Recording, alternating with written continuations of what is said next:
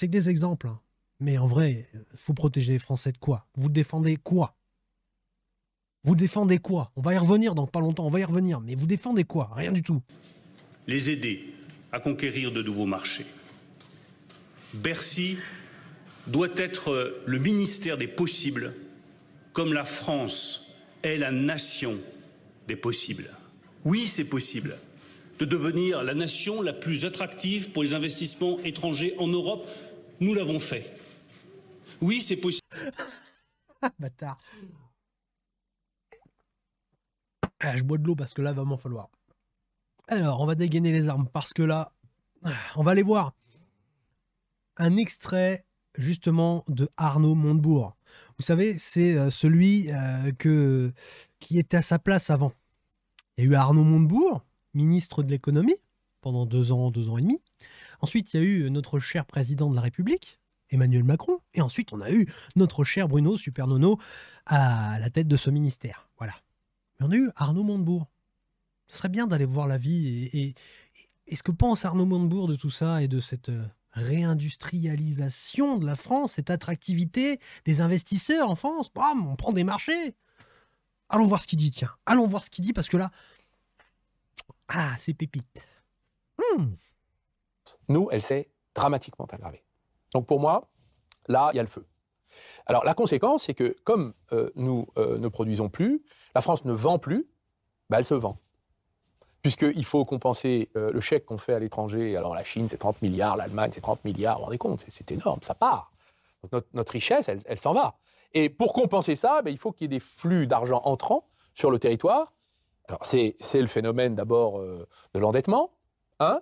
2, c'est le phénomène du shopping international que les grandes multinationales font sur notre territoire. La France est à vendre. Voilà, donc c'est ça.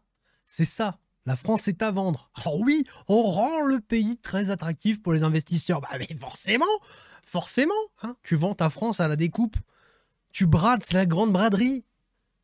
Et tu te gargarises d'avoir fait en sorte que la France soit le pays le plus attractif. Mais il n'y a plus de richesse en France, il n'y a plus de personnes qui veulent investir en France. Déjà, les Français pure souche qui ont de la thune, ils n'ont plus confiance en cet État, en ce gouvernement qui est vorace, qui va à l'encontre de sa France, de ses Français, qui va toujours, qui joue contre son camp. La France, l'État français joue contre son camp.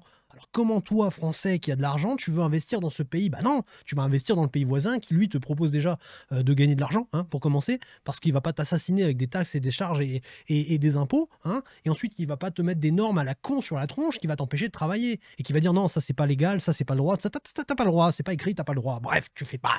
Voilà, tu n'innoves pas. Tu veux de la création. Waouh, les Français sont très créatifs. Les Français sont créatifs, mais ils n'ont pas le droit de créer.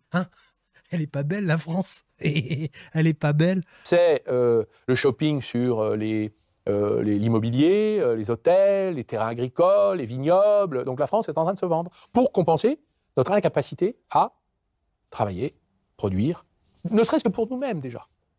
Alors c'est ça qui explique que tant d'entreprises aient été vendues à l'étranger, comme Alstom, comme Péchinet, comme Essilor. À chaque fois. Là, il parle de ces fleurons qui ont été vendus. Et il y en a plein. Parce que là, il y a des cas qui sont très célèbres, mais il y en a plein. Et tout le temps, chaque année, il y a des centaines d'entreprises qui partent, des centaines d'entreprises qui sont stratégiques, vitales pour la France, qui s'en vont, qui sont vendues au rabais ou qui sont poussées à la porte parce que la France ne veut plus d'elles. En fait, ils préfèrent avoir des investisseurs étrangers qui, je sais pas. Et je sais pas tout, je comprends pas tout. Franchement, je comprends pas ce qui se passe.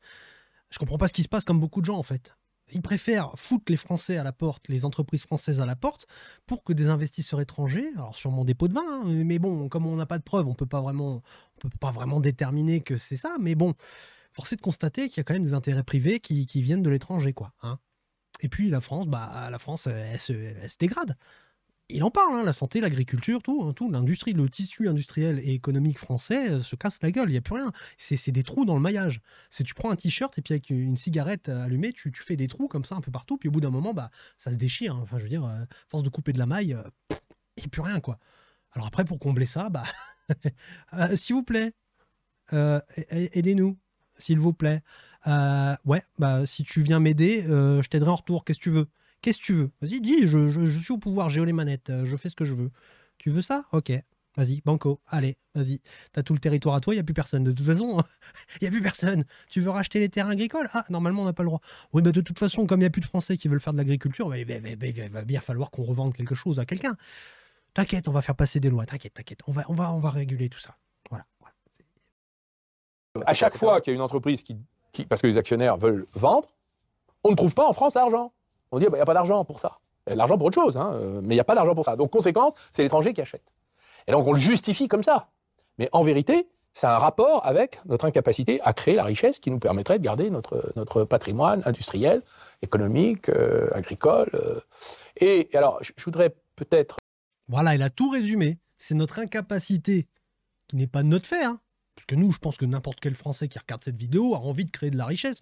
Je pense pas que vous soyez dans votre tête des assistés éternels qui aimeraient rester dans... Quoique, rester dans un canapé à ne rien faire toute sa vie, à siroter des cocktails. Bon, ça c'est vrai que c'est quand même intéressant dans un sens. Mais ça n'existe pas, ça. Il faut travailler, il faut gagner de l'argent. Et le problème, c'est est-ce que vous avez envie de passer votre vie à être un salarié qui est esclave de son maître, qui touche un salaire de merde, qui doit avoir des horaires de merde, une vie de merde, parce que voilà, il faut travailler, il faut survivre? Ou est-ce que vous préférez créer de la richesse, créer votre propre entreprise, développer vos propres projets, faire parler votre créativité, gagner de l'argent honnêtement et en faisant voilà, quelque chose qui rend service à d'autres personnes? Bah, moi, je préfère être cette deuxième catégorie de personnes. Sauf qu'en France, bah, on te tue en fait si tu fais ça. On te tue. Non, tu restes esclave. Le mieux, c'est que tu restes esclave. On te donne la possibilité de le faire.